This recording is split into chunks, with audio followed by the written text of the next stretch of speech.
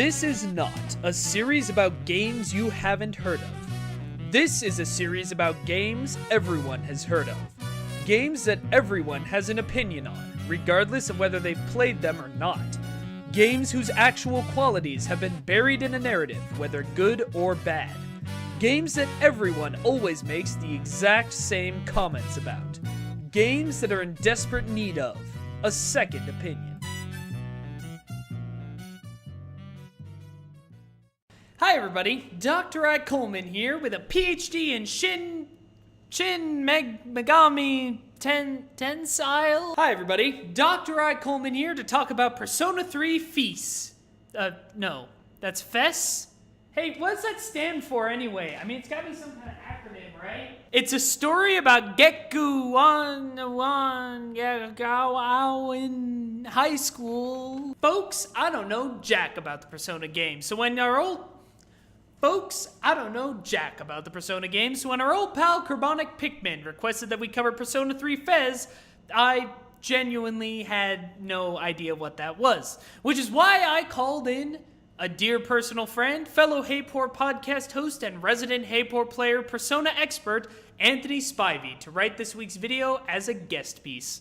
Now, you may remember Anthony's work from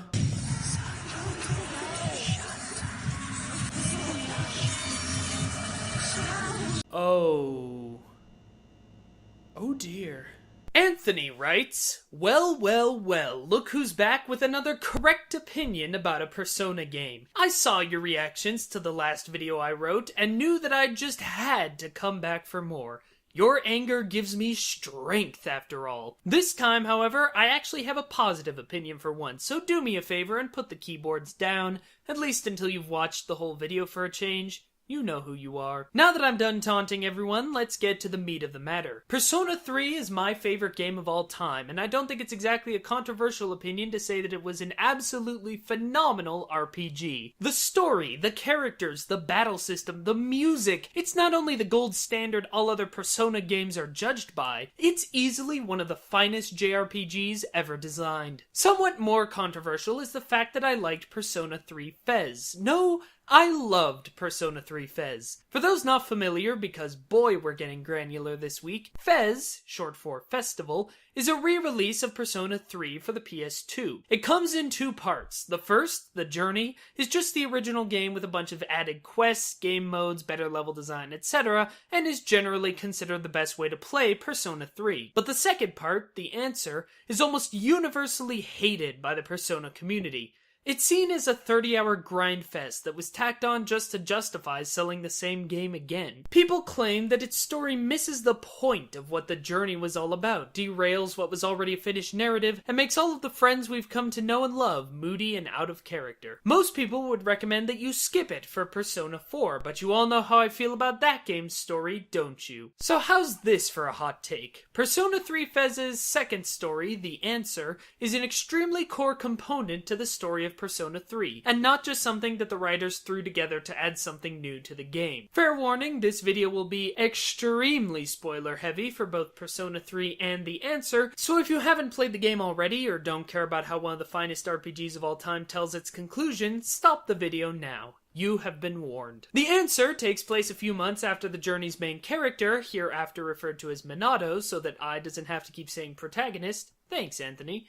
sacrifices his life to save the world from killing itself with its own apathy. It's an incredibly depressing time for everyone, as their leader has now departed from life without really saying a satisfying goodbye to any of his friends. Weird Japanese storytelling hijinks ensue, and it turns out that the whole C's gang is reliving the day of March 31st over and over again, like an incredibly depressing version of Groundhog Day. A new shadow elimination machine tells the group about a set of keys they have to collect to fix everything. This is an RPG after all, and our erstwhile heroes have to decide whether to use those keys as intended to end the time loop, or to use them to travel back in time and prevent Minato from sacrificing himself. Unsure of what the right answer is, or if there even is a right answer, the group of friends ends up battling each other as they try to figure out what the best decision is for both the world's sake and for the sake of their own hearts. That premise right there is enough reason to slog through the answer's somewhat repetitive gameplay. Beating up a group of characters who you've spent a whole year fighting alongside is both a shockingly melancholy turn of events and a really cool setup for the game's fights. Plus, it's a chance for you to learn even more about the purpose of each member of the group and why they would go to such lengths to protect their beliefs. Take Yukari, for example. She's probably the most hated character in the entirety of Persona 3, and in the answer, she attempts to steal the keys in order to save Minato, even though it would doom the world in turn. God, you sigh to yourself, what an annoying character. Isn't it obvious that this is the wrong choice? And then,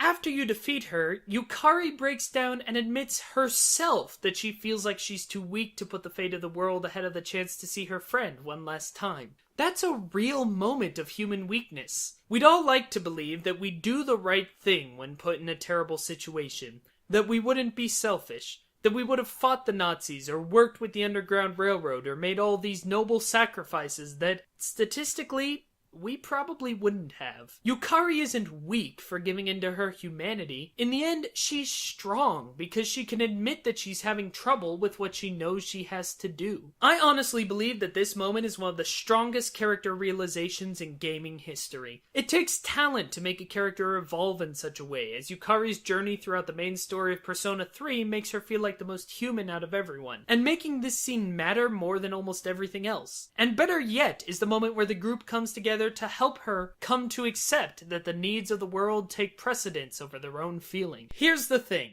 The ending of Persona 3's base game is depressing. People complain about how the characters are moody in the answer, but how would you feel if you were a high school student and your best friend died in your lap? Not just your best friend, but the leader of your group. The one who is supposed to be the strongest and smartest and bravest of all of you. You've just suffered an incredibly traumatic event, and the only person in the world who could help talk you through it isn't around anymore to help. As players, we expect the protagonists of a story to grin and bear this sort of thing. We expect them to be able to shoulder it and press on because they're the heroes, and they're better than normal people. But that's not what real heroes are like. Real heroes are human beings. What's amazing about them isn't that they don't hurt, it's that they are able to move past the hurt. And far from the opinion of many players, Persona 3 FES' The Answer isn't depressing. It's the most beautiful and hopeful part of the whole game, because it shows that Minato wasn't the only hope for the members of SEES. It shows them learning to hold each other up, learning to move past their grief, and to become just as heroic as their fallen leader by making their own sacrifice. And their sacrifice isn't that they choose to die like Minato did. Their sacrifice is that they choose to live, to keep going despite the fact that it's so painful that destroying the world feels like an option that's preferable to that pain. A while back, I wrote an article for Hey Poor Player about how Persona 3 saved my life. Without going into too much detail, at the end of 2011, I was in a massive state of depression. I was working a dead-end job that was draining me. I dropped almost every friend I had in high school. I wasn't continuing my education, and by the end of the year, I was spending my nights alone in a car. My closest friend, knowing that I had been a massive fan of RPGs since childhood, lent me his PSP and a copy of Persona 3 Portable, and I begrudgingly started my first playthrough. From the very beginning, I was hooked. Not only was the gameplay revolutionary, but the story rocked me to my soul. The characters in Persona 3 go through their own personal hell as the game continues. A character loses his first love, family members get killed, a betrayal makes everyone question whether or not they should even be fighting in the first place. But no one gives up. No one quits. Not even when Shinjiro gets shot and is unable to be saved. The game continues, and the main characters gain new confidence in themselves and awaken newer, stronger powers, turning standard RPG progression into a metaphor for overcoming life's hardships. The answer isn't some kind of betrayal of that idea. It's not a departure from the ideals of the base game. It's their ultimate realization. It starts as the most brutal brutal situation the members of FES have found themselves in, and it becomes their greatest triumph. And the ending of the base game is all about Minato. The last moments are about making sure he passes away peacefully, largely ignoring the rest of the characters' reactions to the biggest moment in their lives. Now, that's fine. In fact, that's important. It gives the player the closure they need to deal with such a harsh finale. But only in the answer does FES get the closure they need. Without that, the story is just incomplete. Yes, playing through the dungeons of the answer is the worst part of the FES package.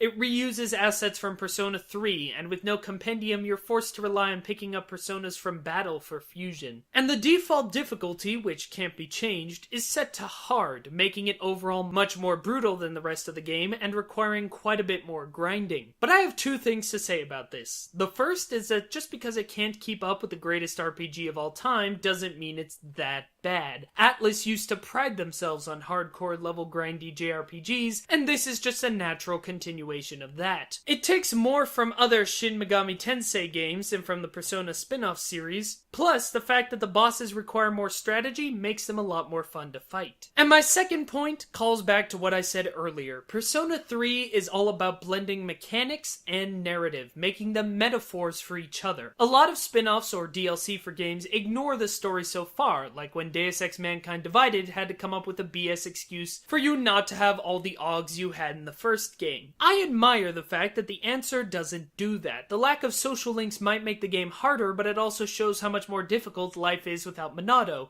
which is probably also why the game is locked to hard mode. This is the group's greatest challenge, their darkest hour. Shouldn't it feel like a painful challenge? I can see why it doesn't appeal to everyone, but the gameplay does enhance the story and make the overall product much more emotionally affecting. But whether you agree with this assessment of the gameplay or not, the answer is still an essential part of the full Persona 3 experience, and it makes me sad that so many people say that you should skip it. It may be the worst part of the game, but its story wraps up loose ends beautifully, reminds us that no story is ever truly over, and ends on a positive note that reminds us to keep fighting. When the credits rolled over my first playthrough of Persona 3, I broke down and cried. The game had given me the tiny light I needed at the end of the tunnel in order to get my life back together. As the year ended, I got a job that could feed me and made connections with newer, healthier people than the ones I'd left behind. I thought less and less about wanting to end it all. And the answer, which I played later, is an enormous part of that feeling, that message of hope against all odds and all evidence that the game is all about. Persona 3 and The Answer are games that I truly believe everyone needs to play, and while my feelings on the next game in the franchise remain stubbornly the same, I hope even the people who hate me will go back and see just how much Persona 3 and The Answer have done for the JRPG community. I don't feel like I have anything to add to that. I want to thank Anthony for writing this week's video and for letting me include pieces of his How Persona 3 Saved My Life article. I recommend you check that out. I think that it is a very beautiful example of something that we talk about a lot on the show, which is how art affects different people differently, and sometimes the ways it affects us are very personal. So thank you, Anthony, for your professional opinion. Thanks for watching this episode of Second Opinion, and thanks again to Anthony for writing it, and to Carbonic Pikmin for suggesting it. If you have a game you think needs a second opinion, be sure to let me know in the comments, and there's a good chance your idea will be covered on the show, just like Carbonic Pikmin's was. New episodes go up every Friday night. If you want to see more work from me and the rest of the talented Hey Poor Player team, be sure to subscribe, follow us on Twitter, or check out HeyPoorPlayer.com, where I do a lot of reviews. If you know someone you think would like the show, please tweet about it, share it on Facebook, or just spread the word. Every extra review proves the show is viable and ensures that I can make more episodes. Until then, stay professional and stay opinionated.